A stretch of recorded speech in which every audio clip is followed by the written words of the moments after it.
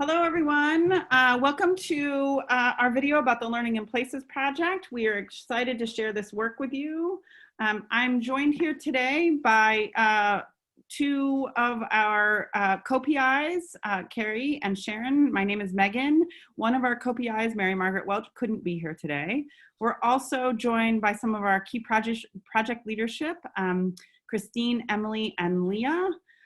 And we're really excited to share a little bit about our project and hope that you'll come and learn more about it.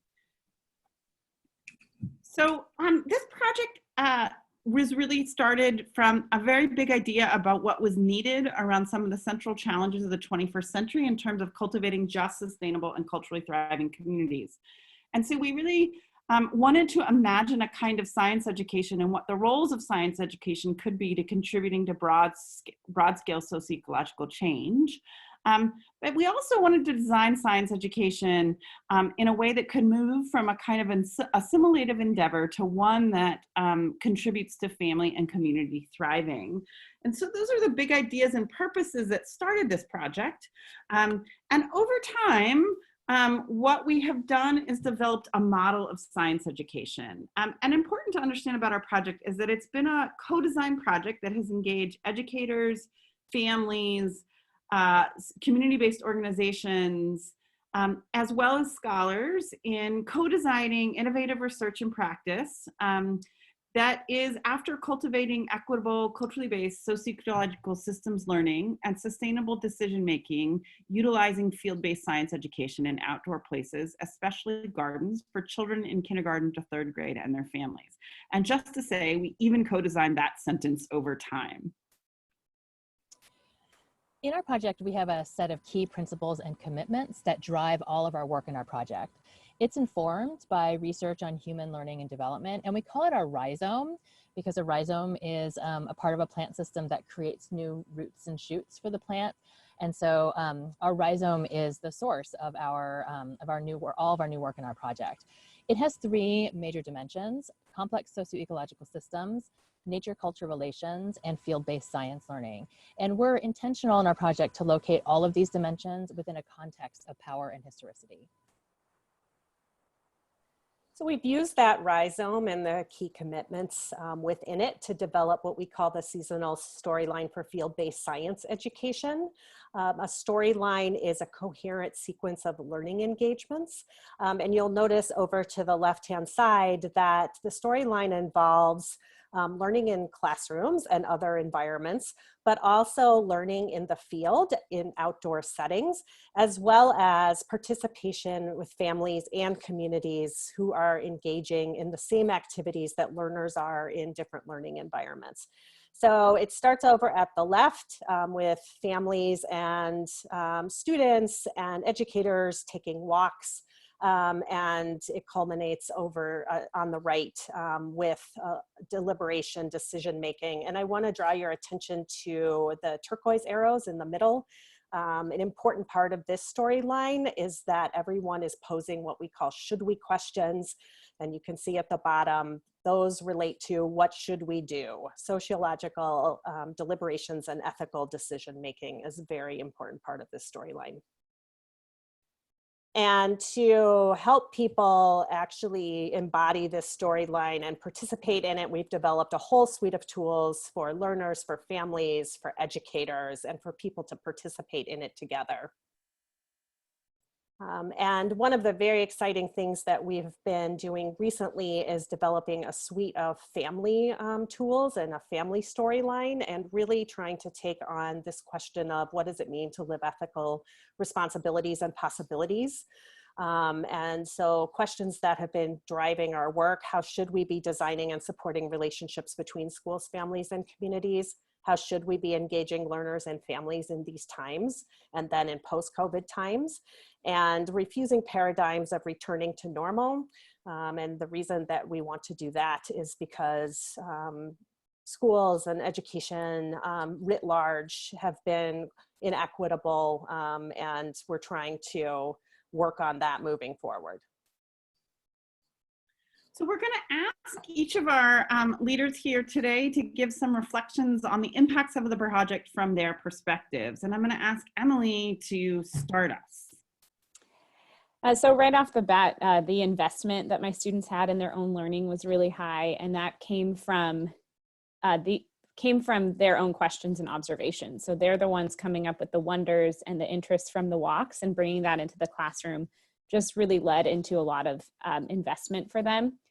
I think professionally, my own analysis of my students' work and what they talk about has changed through the project, and also just my own experience with science education, both as a learner and as an educator, was that science came out of a box and was brought into your classroom. And I think that this project has really helped myself see outside of that, and my students as well. And then just our family involvement in outdoor spaces in our school, and also on walks. So having parents being able to come to school and go on walks with our students kind of takes out that layer of the classroom feeling a little bit confined. Great, thanks so much, Emily. Christine, do you want to share some reflections? Yes, hi. Learning in Places weaves together the science and engineering practices with place-based learning and family knowledge. The growth of teachers facilitating outdoor learning experience through the practices has been significant. During our professional learning summits, teachers work to incorporate familial stories and student observations into a phenomenon-based storyline. They grapple with developing investigations and how to use data collected as evidence to support scientific argumentation. This multiple layer approach to instruction and facilitation is in service of students responding to a larger socio-ecological issue, a should we question that explores our impact on our environment. The work is important because it is student driven. Our youngest students see their cultural perspectives and their ideas included in further developing their understanding of the world around them. Excellent, thank you, Christine. Sharon, would you like to share some reflections? Yes, thank you. So the Learning in Places project has really had a broad impact on community-based organizations, or CBOs, in our sector. And in one area, it's really helped CBOs to examine and then shift their practices around family leadership beyond just sort of students' participation in camp or other kinds of programming. And also to examine how CBOs have decision-making practices in their own organization that may be limiting those kinds of interactions, and how to shift and change that.